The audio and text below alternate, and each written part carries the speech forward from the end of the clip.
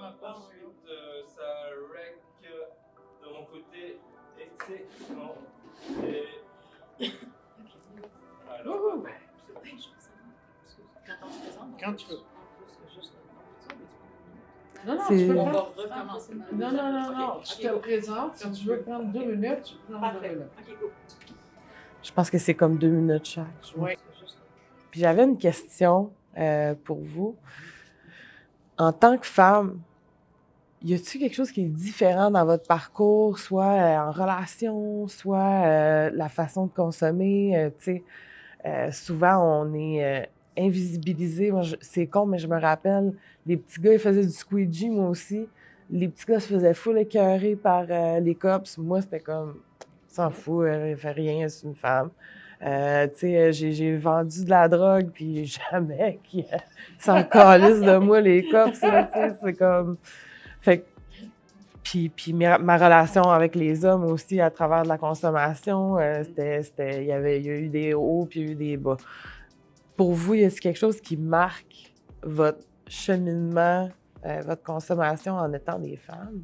Mais j'aurais envie de dire, tantôt, Janine, elle disait quand finalement la police t'a arrêté, puis c'est là que tu as commencé ton processus de guérison, de rétablissement, tu as dit mon chum était chez nous parce que lui, il faisait pas de vol, il volait pas. Puis on s'est tout regardé parce que j'ai eu la même chose avec un partenaire de consommation. C'est moi qui faisais la prostitution, c'est moi qui allais voler. Lui, il restait à la maison. Moi, je faisais ça en manque d'opioïdes, en transpiré, tout ça, je faisais tout ça. Puis je ramenais ça à la maison. Tu sais, je sais pas. Puis je ne vais pas mettre la faute sur les hommes, là, mais je pense que parce qu'il m'a jamais demandé ça, mais je l'ai fait spontanément. Je sais pas, naturel, je sais pas pourquoi, puis c'est questionnant ta question. Là, je réfléchis vraiment à voix haute. Puis, prendre soin des autres. Pourquoi j'ai fait ça? As-tu une réponse? Ceux qui l'ont fait aussi, pourquoi on fait ça? Moi, personnellement, c'était beaucoup la dépendance affective, là, puis le désir de plaire à l'homme. Là.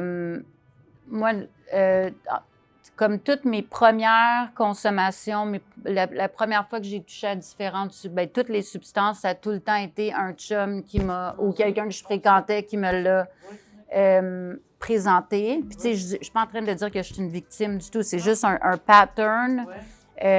Puis que je voulais entrer dans le buzz avec lui, je voulais qu'il m'aime. Fait que ça a tout le temps été ça. Aussi, tous mes premiers modes de consommation, première fois que j'ai puffé du crack, première fois que je me suis injectée, ça a toujours été des partenaires qui me l'ont fait ou qui m'ont montré comment. Aussi, par rapport à... Je me rappelle quand j'étais à Berry, on dirait que toutes les filles se fiaient tout le temps sur comme leur pimp ou comme sur un gars pour tu sais, ils étaient beaucoup dans la séduction pour avoir la dope, tout ça. Puis moi, j'étais vraiment comme on my own. Puis je trouvais tout le temps des moyens de me faire de l'argent parce que je voulais pas me rabaisser. J'étais comme, c'est pas vrai que en plus, comme, je vais te vendre mon corps puis que je vais être obligée de consommer avec toi. Genre, hey, oublie ça. Fait que j'étais très créative dans mes moyens de faire de l'argent, puis c'était pour moi, puis c'est ça. Puis l'autre chose aussi, c'est en tant que mère qui consommait, ça m'a pris beaucoup plus de temps à aller chercher de l'aide, de la honte. Moi, j'avais peur de perdre mon fils. Tu sais, c'est tellement mal vu, une mère qui consomme. Fait que moi, j'ai eu la chance d'aller à Portage Mère-Enfant avec mon fils, puis c'est un programme qui a changé ma vie, là, vraiment. Puis j'ai pu être en thérapie avec mon enfant. Tu sais, on avait notre petit appart, puis après, je suis allée dans des appartements supervisés. Il y avait 5 ans. Puis c'était extraordinaire comme programme, mais tu sais, il y avait juste 27 places. Fait qu'il y avait 27 mères pour tout le Québec, tu sais. Fait que ce genre de programme-là... C'est hyper important. Puis même pour des pères monoparentales, tu sais, moi, j'ai connu des gars à travers le temps qui étaient comme, ben là, ils n'ont pas ça pour les pères. Puis comme c'est sûr que l'enfant va être avec la mère, mais comme, en tout cas, pour les parents qui consomment... Il devrait y avoir plus de choses. Hein. Oui, puis moi, j'ai vu des miracle stories de ce programme-là, là. Tu sais, des mères qui ont repris leur enfant, qui sont intervenantes aujourd'hui parce que Portage engage beaucoup des anciens résidents, tu sais. Fait que c'est vraiment... en tout cas, fait que, oui, c'est ça.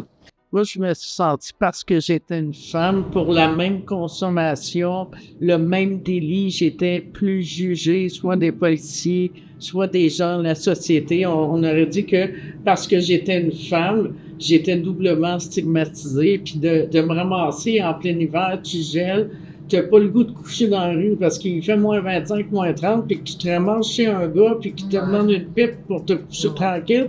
Ben, j'avais pas tant le goût, là, tu sais. Fait que de me ramasser, ça, c'était spécifique aux femmes, là, tu sais. Puis ils disent que quand ils ont fait le premier décompte d'itinérants et itinérantes à Montréal, j'ai éclaté de rire, là. Je trouvais ça loufoque et ridicule. Les chefs qui nous ont sortis, 3000, là, je me disais, ils étaient où les femmes là-dedans, là? Ben, Les femmes étaient toutes déjà à quelque part faire du couchsurfing ou je sais pas où, là. Ouais, absolument. Puis, ou dans leur voiture.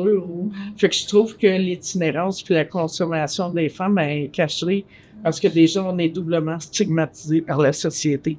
Puis moi, j'ai toujours été toute seule parce que c'est justement à cause de ce regard-là sur moi. Fait que je me souviens, quand j'ai arrêté de consommer, la première chose que j'ai faite, c'est de regarder en face de moi. Parce que toute ma vie de consommation, c'est à terre que je regardais. C'est tellement vrai, là. Fait que je sais pas si c'était parce que j'étais une femme, mais moi, j'ai senti ça très. Puis le regard de la société face à moi, on aurait dit qu'ils voyaient que j'étais en détresse puis en consommation.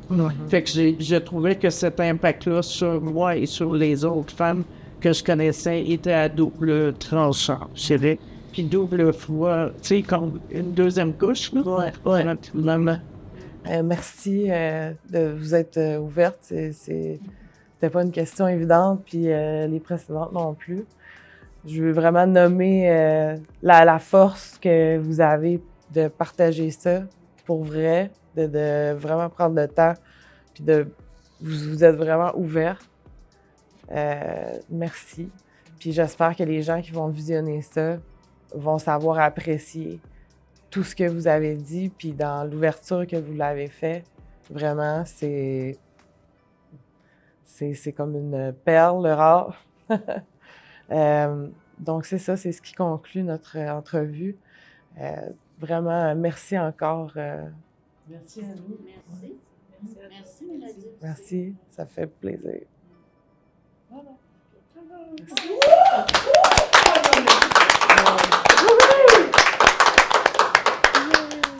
Bravo. Bravo. Good job. Capable? Ah oui, c'est bon. Ben oui. Ben oui. C'est ça intéressant de l'extérieur? Ah oui. Elle